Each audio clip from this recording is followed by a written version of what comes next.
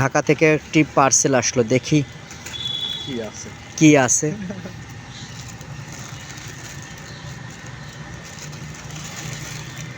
Panjabi. Wow, একটা পাঞ্জাবি।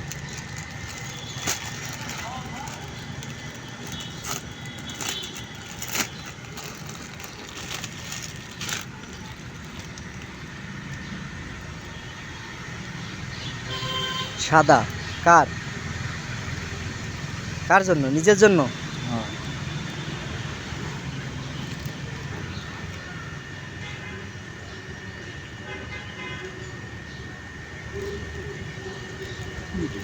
এরকম pant.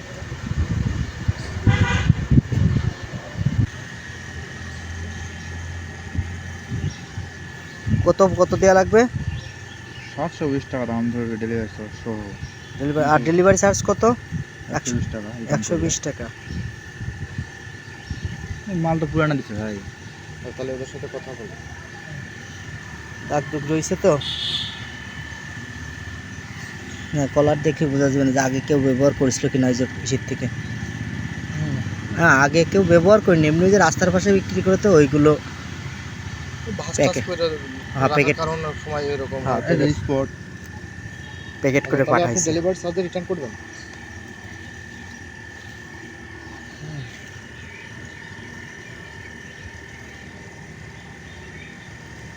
Return করবেন না রাখবেন কন্ট্যাক্ট করে? কি করবো ভাবতেছি। আমার এরকম পার্সেল রিটার্ন করে দিন। ঈদের সময় তো আজকে রিটার্ন করলে আপনি আরো কিনতেও পারবেন না।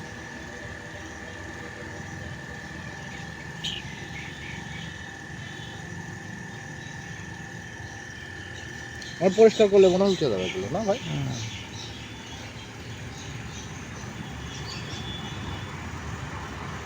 তবে পোশাক সবসময় কিনতে হয় সরাসরি মার্কেটে গিয়ে দেখে।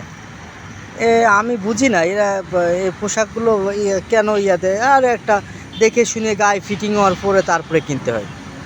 কিন্তু এরা অর্ডার করে আমি বোকা লাগে এগুলো। অর্ডার করতে কোনগুলো আনকমন, যেটা মোবাইলে যেগুলো সচরাচর পাওয়া যায় না, হ্যালো, ইলেকট্রনিক জিনিস সচরাচর যেগুলো পাওয়া যায় না সেগুলো। কিন্তু এগুলো তো সচরাচর না, তুই রাস্তার কাছে যেখানে সেখানে পাবি। গেঞ্জি, পাঞ্জাবি, প্যান্ট, এই যে বন্ড, রিসম্যান, কত সুন্দর সুন্দর শোরুম রয়েছে, ওখানে গিয়ে ইচ্ছা মতন ঘুরে গাইরা কেনা যাবে। হ্যাঁ, অযথা ভিতরে দিয়ে দেন। অযথা তোরা এই অনলাইনে পোশাক কেন আমার আমার এটা বোধগম্য আসে না। আরে পোশাক কেন আমি অনলাইনে অর্ডার করবো, আমি এটাই বুঝি না। পোশাক হচ্ছে শরীরের সঙ্গে যত দামি হোক না কেন, এর আগে অর্ডার করি না, অনেক ও যত অর্ডার করি যেমন দেখি তেমনই যাই, কিন্তু এরকম কোনোদিন হয় না।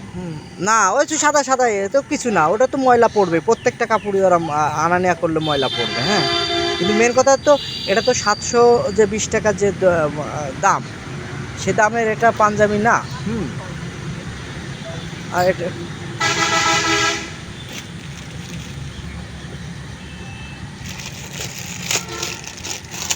কোনোটা অবস্থা দেখুন,